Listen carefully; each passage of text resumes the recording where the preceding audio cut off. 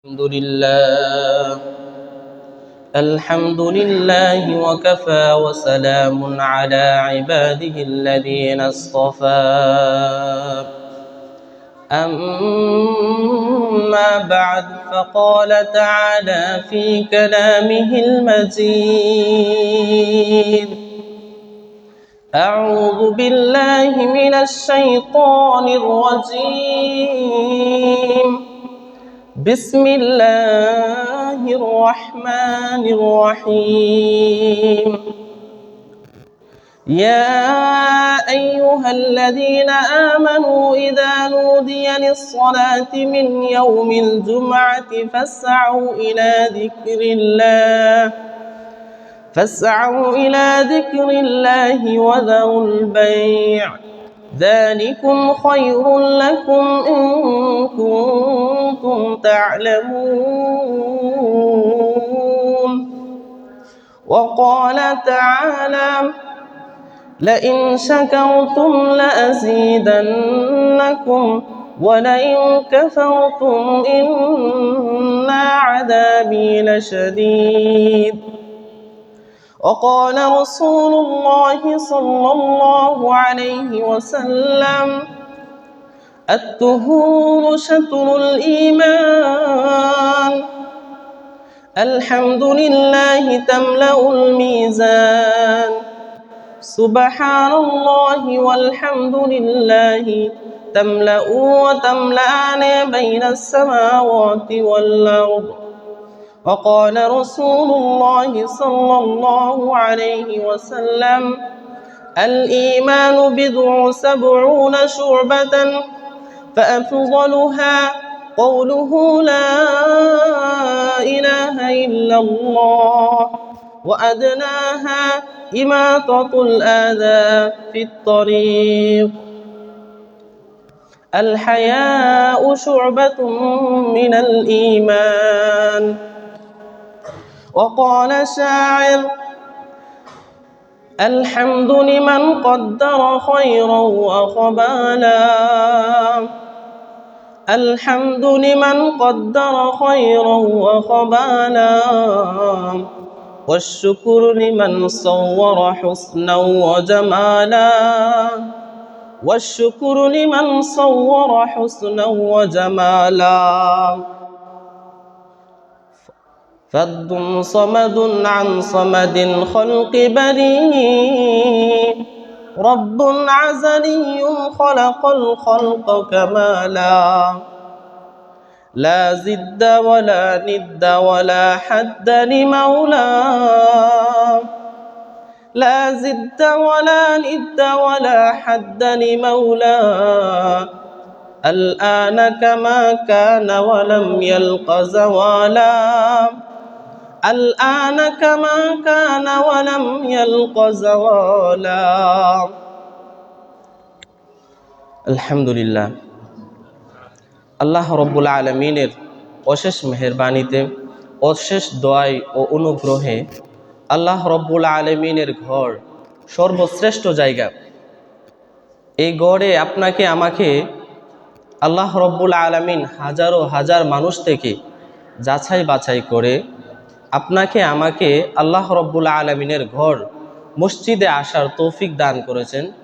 এই জন্যে সকলে অন্তরে অন্তঃস্থল থেকে একবার শুকরিয়া আদায় করি আলহামদুলিল্লাহ। মোহতারাম হাজিরিন, এটা আল্লাহ রব্বুল আলামিনের ঘর। এই ঘরের মধ্যে আল্লাহ রব্বুল আলামিনকে সিজদা দেওয়া হয়, রাসূল সাল্লাল্লাহু আলাইহি ওয়াসাল্লামের হাদিস পড়া হয়, আল্লাহ তাআলাকে স্মরণ করা হয়।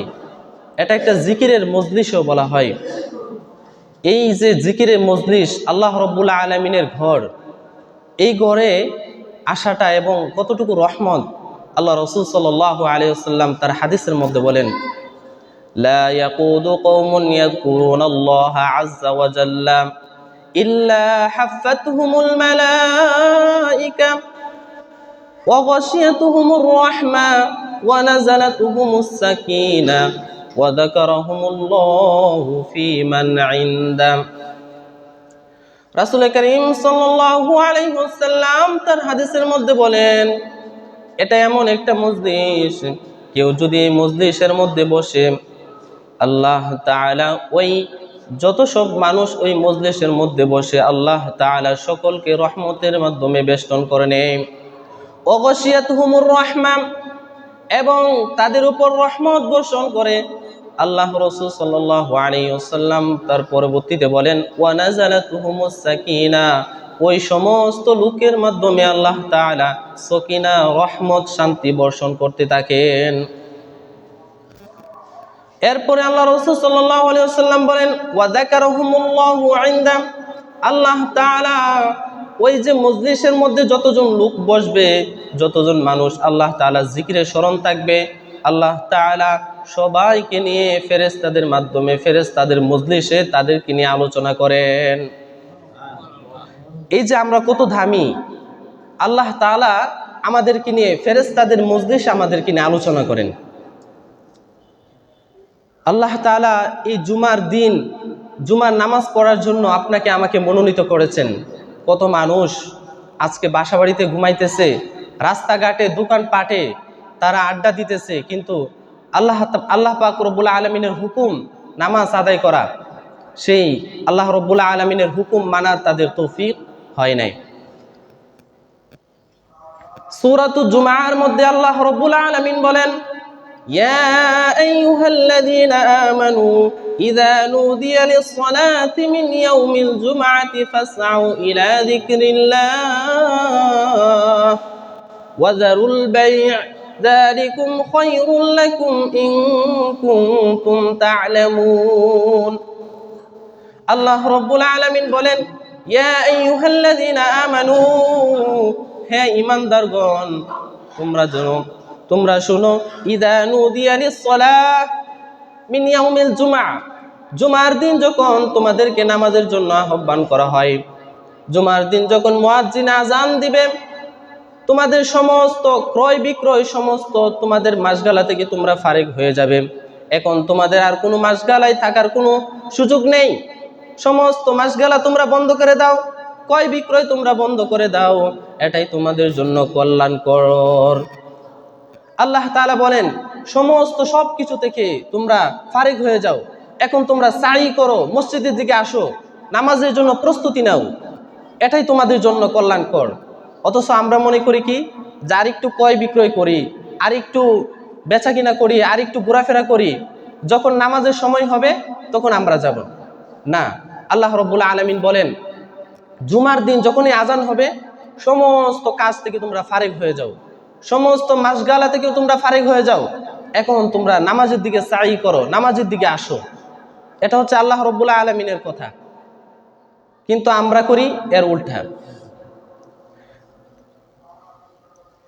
আল্লাহ রাব্বুল আলামিনের নিকট অশেষ শুকরিয়া আদায় করার দরকার। আমাদেরকে সমস্ত সমস্যা থেকে, সমস্ত মাসগালা থেকে ফারিগ করে আমাদেরকে আল্লাহ রাব্বুল আলামিনের ঘরের মধ্যে আনার তৌফিক দান করেছেন। এজন্য আবারও সবারই অন্তঃস্থল থেকে শুকরিয়া আদায় করি, আলহামদুলিল্লাহ। যে হাদিস আমি ফরমাইলাম যে আলহামদুলিল্লাহি তামলাউল মিজান, যে আলহামদুলিল্লাহটা হলো এমন একটা আলহামদুলিল্লাহ যেটা তোমার মিজানের পাল্লাকে ভারী করে দিবে। আর কোনো ব্যক্তি যদি সুবহানাল্লাহি ওয়াল হামদুলিল্লাহ এই দুটি বাক্য যদি কোনো ব্যক্তি বলে, আল্লাহ রাসূল সাল্লাল্লাহু আলাইহি ওয়াসাল্লাম তামলাউ ওয়া তামলাআনে বাইনাস সামাওয়াতি ওয়াল আরদ, আসমান এবং জমিনের মধ্যবর্তী ফাঁকা জায়গাটুকু আমি এই সুবহানাল্লাহি ওয়াল হামদুলিল্লাহি এর নেকি দ্বারা পরিপূর্ণ করিয়া দেই। তো এই আলহামদুলিল্লাহ শুকর আদায় করাটা কত বড় একটা জিনিস, কত বড় একটা আল্লাহ রাব্বুল আলামিনের কাছে পছন্দ, যে আসমান জমিনের মধ্যবর্তী ফাঁকা জায়গাটুকু আল্লাহ রাব্বুল আলামিন পরিপূর্ণ করিয়া দেয়।